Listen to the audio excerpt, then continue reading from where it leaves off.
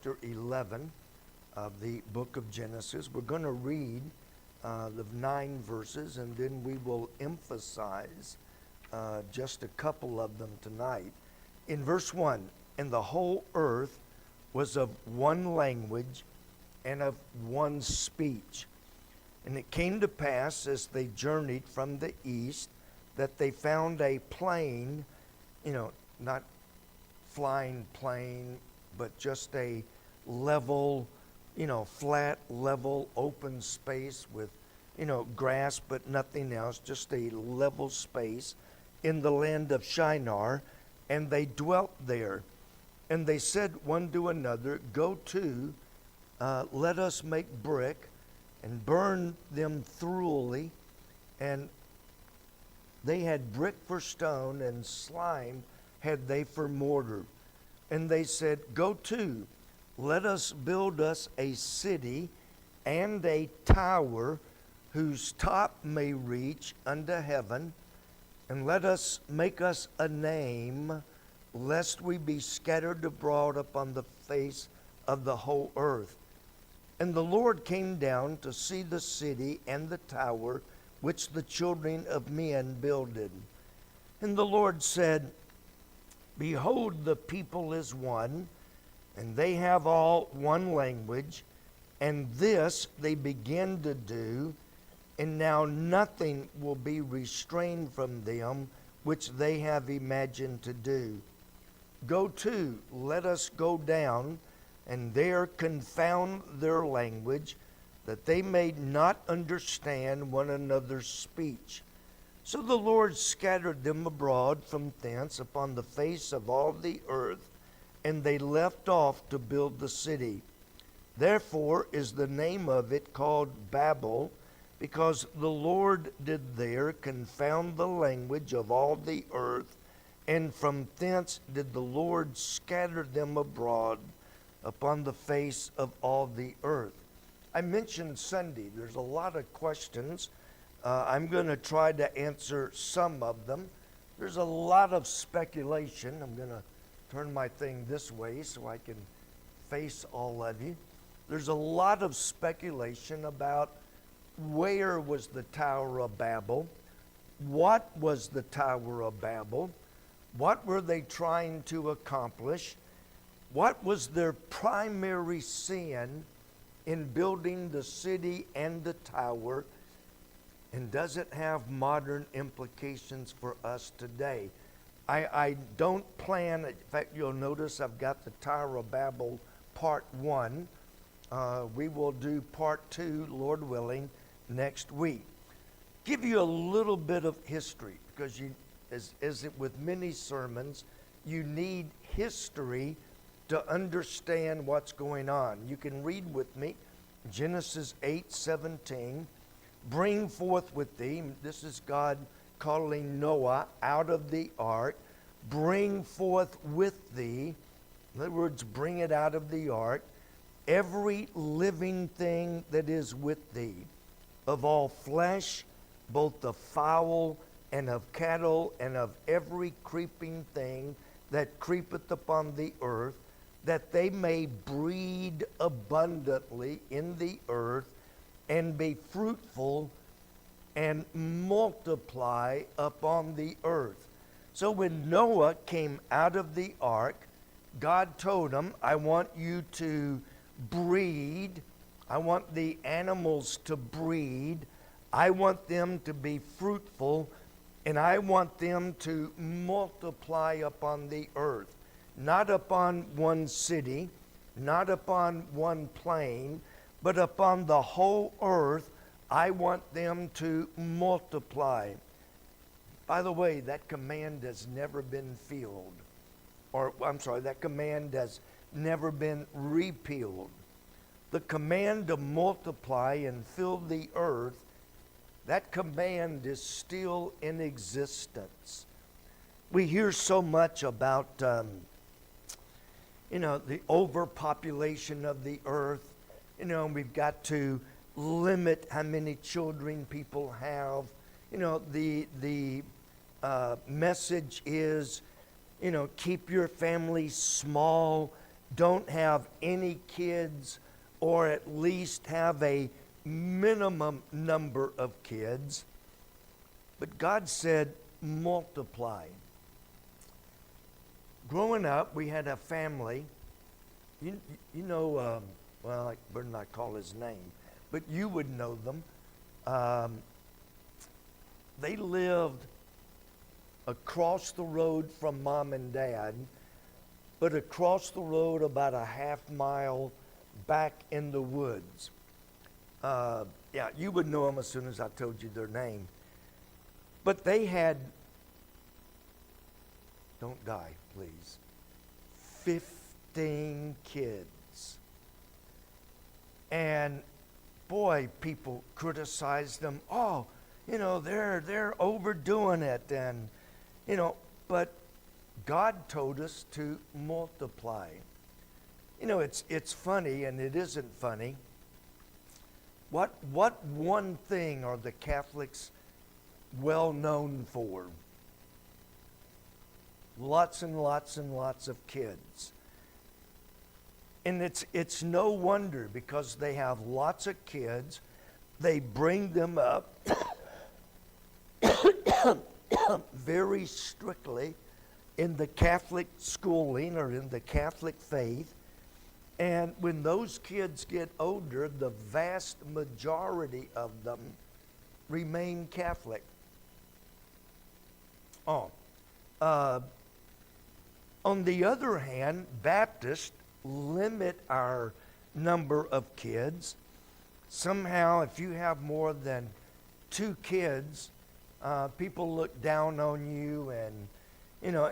But God said, "I want you to multiply, and in multiplying, thank you, I want you to fill the earth." The other thing Catholics have done is the vast majority of them make sure their kids are in a parochial school. They are indoctrinated with Catholicism. They are brainwashed with Catholicism. And the majority of those kids will die Catholic. They were born Catholic. They will live Catholic. They will die Catholic. And I wished I had thought about this afternoon. America, for years, America pushed small families, small families. We're at the point now where the number of people dying is actually exceeding the number of people being born. That's one reason behind the push to get all the immigrants in, because American society, we are going backward in as far as numbers go. And so, you know, we've got to bring these immigrants in because we don't have enough Americans. Well, and then abortion is the other thing. You know, we hear, in fact, I just read this afternoon, Social Security. You're too young to know what Social Security is. And the odds are your children will probably never receive Social Security. It'll be bankrupt long before they're old enough to draw. But we complain about, there's not enough people, you know, being born paying into Social Security. How many millions and millions of babies were killed through abortion? If we had another 60 million people, there would probably be enough people to keep the Social Security going. But then in chapter 9, God blessed Noah and his sons and said unto them, be fruitful and multiply and replenish the earth. Now I looked up the word replenish. The word replenish simply means to fill. Fill the earth. Not just the United States, not just New York. I'm trying to think. I read the other day how many people live in New York City. It's like 4 or 5 million people live in New York City. And when we were there several years ago, they drive like idiots. I mean, you got millions of people, they drive like idiots. But the command was, fill the earth. The earth is nowhere near full. You can go to China, and there's so little land and so many people that if you die, they require you to be buried standing up, so it takes less space. 6 feet down, well, you could get 3 or 4 people standing up, and so, because of land shortage. But there's lots of land if they would just move out. They don't allow single dwelling houses. They have, houses with multiple layers, and they can get hundreds of people in some of those houses. But it's not a shortage of land. It's a shortage of people spreading out and filling the earth. Now, back to the Tower of Babel. I've already kind of given you their sin. Their first sin was, the first thing that's mentioned in verse 1 is they were of one language and of one speech. How many languages do you speak other than English? Just one, English? That's all I speak too. How many languages do you speak? 2 maybe. How many do you speak?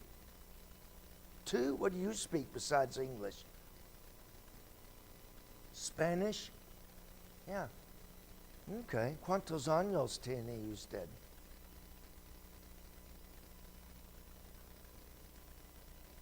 How many do you speak?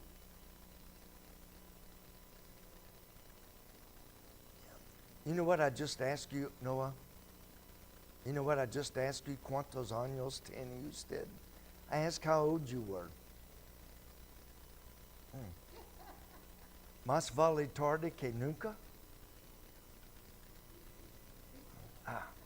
Okay. Yeah. Más vale tarde que nunca means better late than never.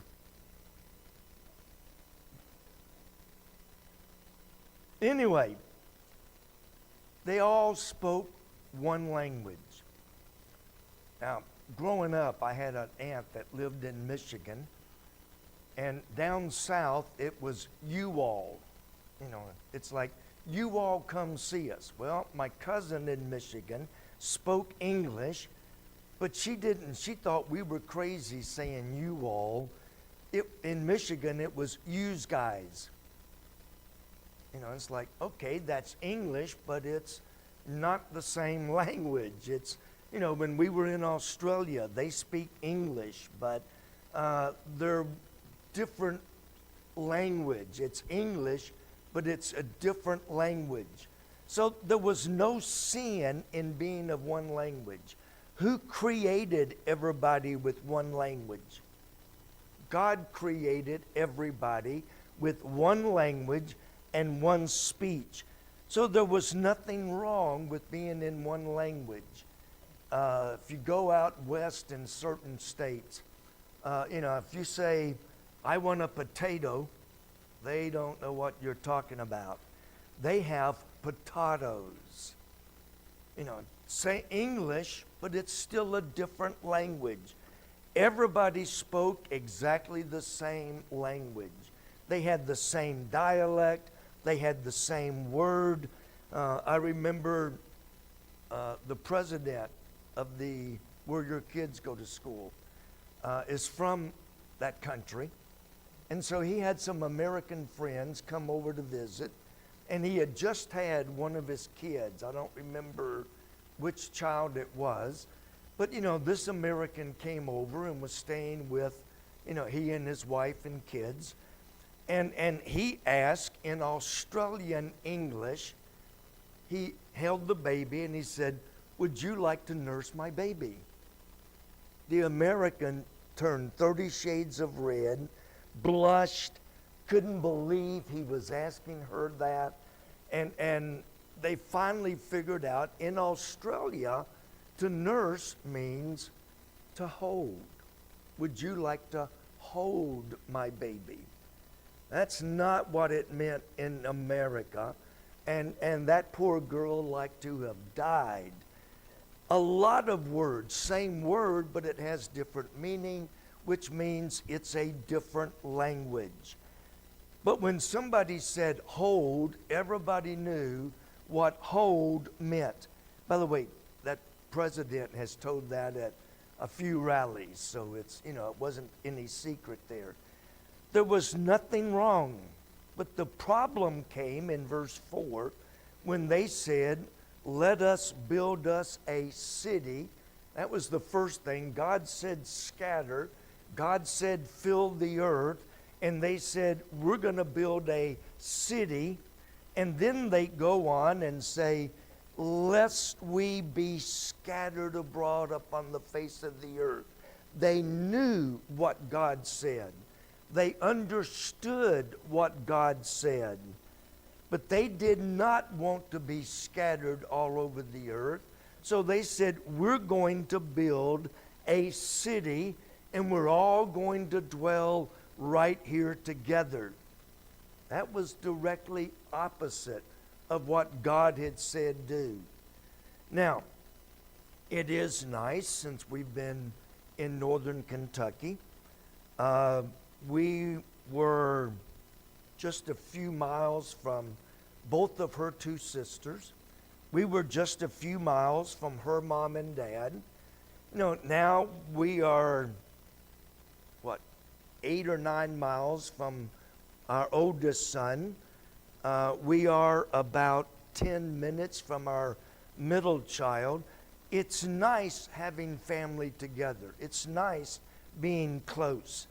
The one thing when God moved us to Texas was we were isolated from all family. We were about 14 or 15 hours from my parents, and then we were another 5 or 6 hours from her parents.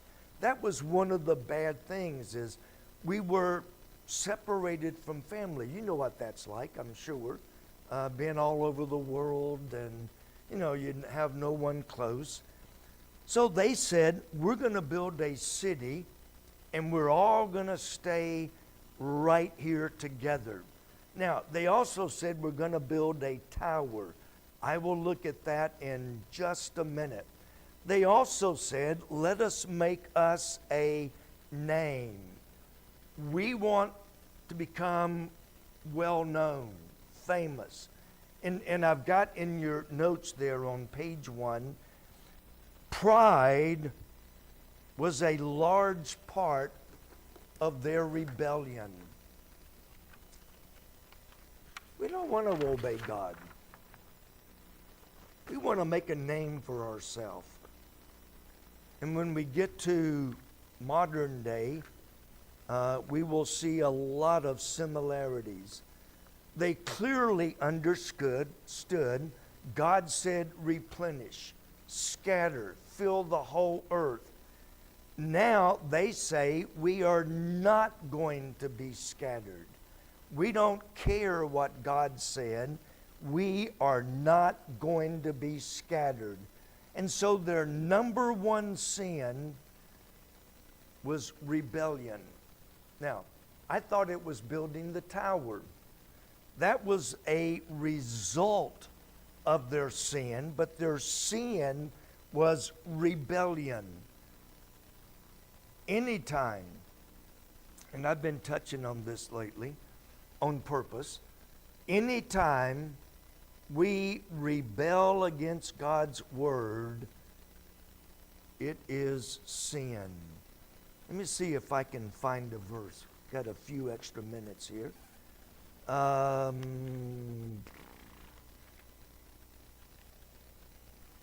Joshua, 2 Samuel. I'm almost positive.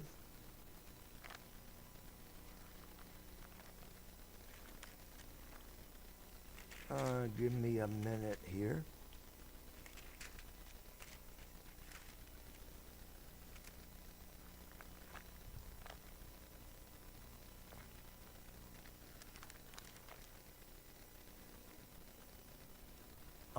Very good. You knew exactly. It's 1 Samuel. My bad. It's pretty bad when my wife knows where I'm going. 1 Samuel, chapter 15, in verse 23. You might want to write this one down for your kids. 1 Samuel 15:23. Samuel is talking to King Saul, who God told Samuel to tell Saul to go and completely annihilate the Ammonites, the Amalekites. Go and annihilate the Amalekites. King Saul did not do it. And so when Samuel found him, he said, "Why didn't you obey God?" "Oh, I did obey God." "No, you didn't. God said annihilate them. You spared the sheep. You spared the oxen. You spared a lot of the people. You did not." And so King Saul argued, and finally, in 1 Samuel 15:23, Samuel looked at King Saul and said, "Rebellion is as the sin of witchcraft." Did you hear that? When you say no or you don't do it, as far as God's concerned, you just bow down and practice witchcraft. You know what's wrong with witchcraft, don't you? Witchcraft, where they call up demons, they call up evil spirits, they use Ouija boards to all these things. And stubbornness,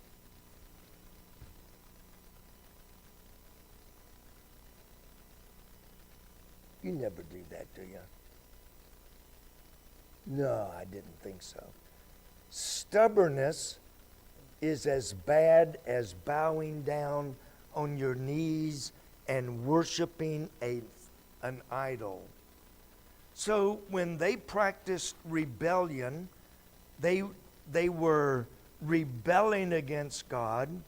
They were stubbornness. They were committing two of the sins that God absolutely hates. God hates rebellion. Same thing's true for preachers. You know, the Bible says, do it. I don't do it. I'm rebelling against God. Yes, sir. Oh, I thought you had a question. Nope. All right.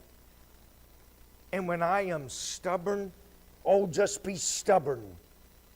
Well, when I'm being stubborn, it's just as bad as bowing down and worshiping an idol that false religions worship. Do you know stubbornness was that bad? That's how much God hates stubbornness. That's how much God hates rebellion.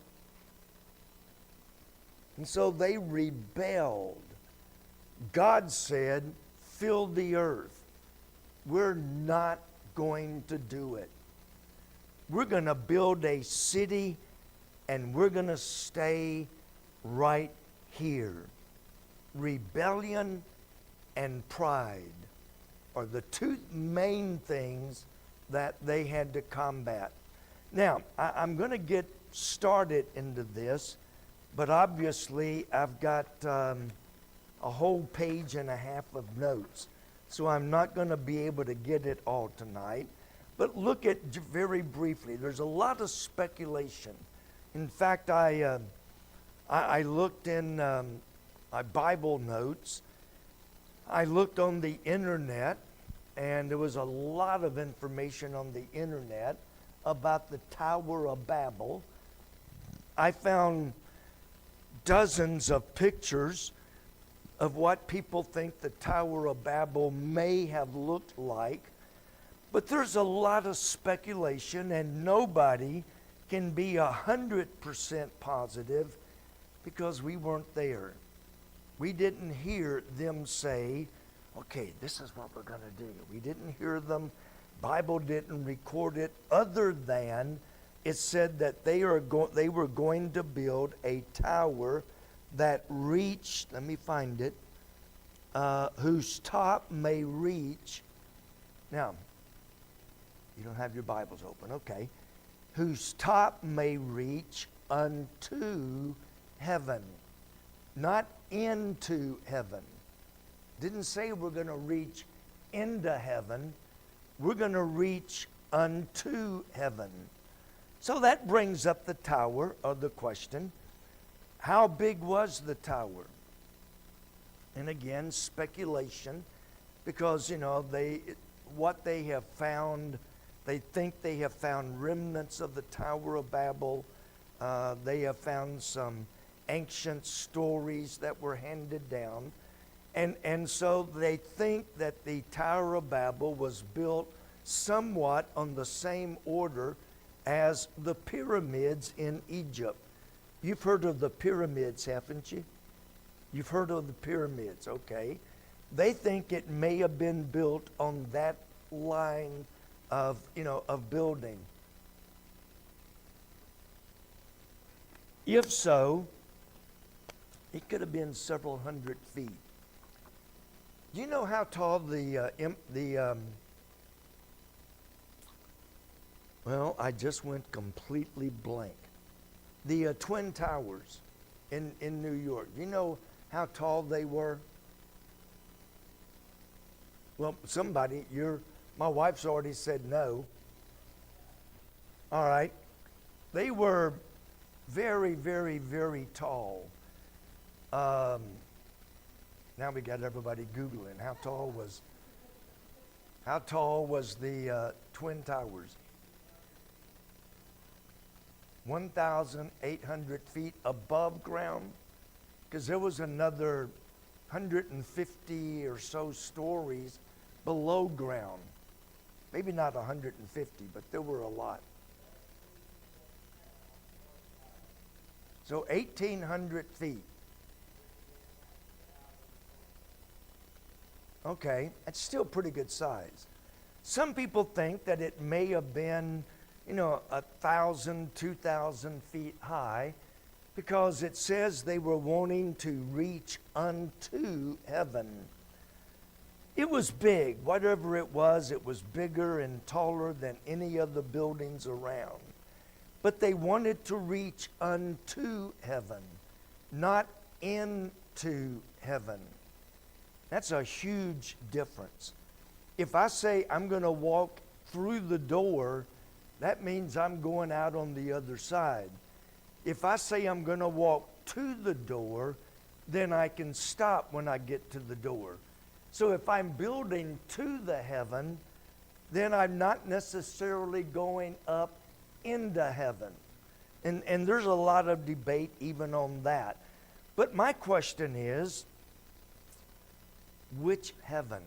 We're going to build unto the heaven, or unto heaven. Which heaven? How many heavens are there? Do you know how many different heavens? One?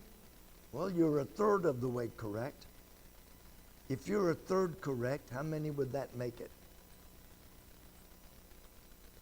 I'm making them learn tonight. There's the heaven that we breathe in. There's the heaven that is the atmosphere. That's where the rain comes down. That's where the birds fly, according to Genesis 1. The birds fly in the first heaven. We live in the first heaven. The second heaven is above the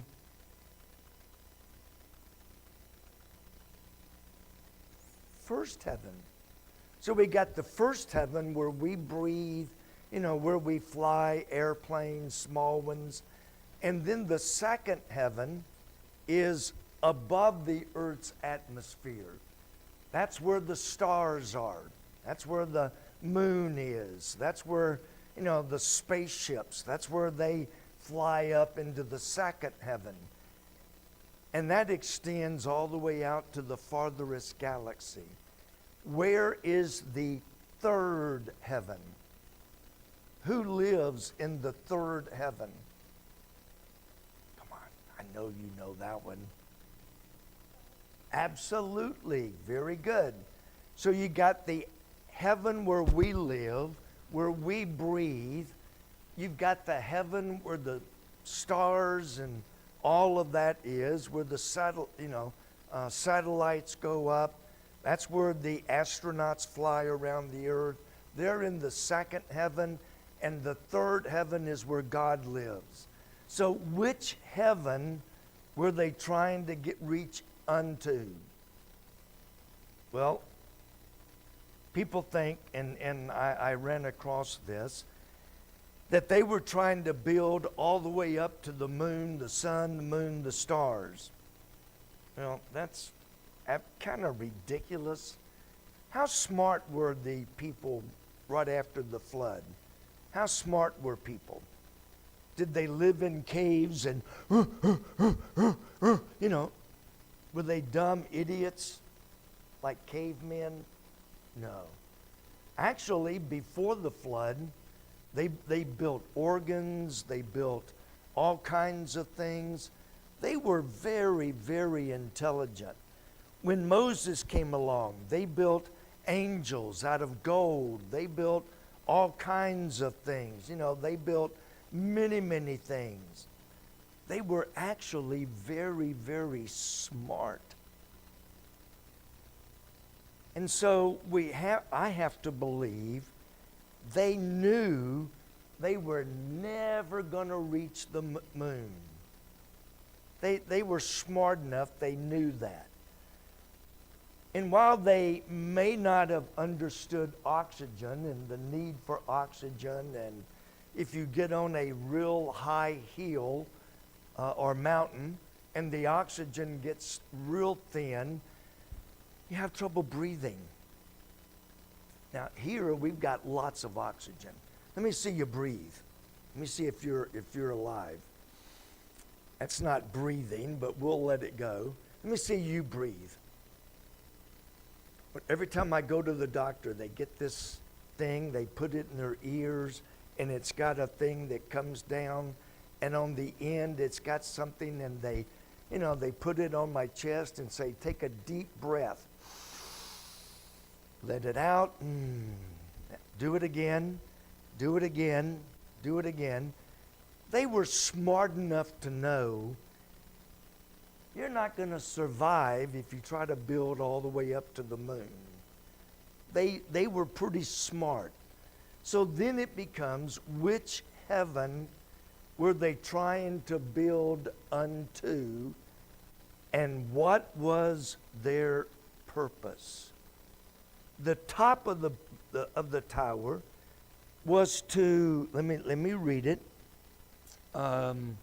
whose top may reach unto heaven. And I'm going to pause. But the purpose of the top of the tower was to reach out unto the heaven. Second heaven, maybe, probably. Now I want you to think. Do you get homework at school? You don't get homework at school? I'm going to talk to the administrator. Yeah, we gotta fix that. Well, you're going to have homework. I want you to think and tell me how they, with a big, tall tower, could reach out into heaven.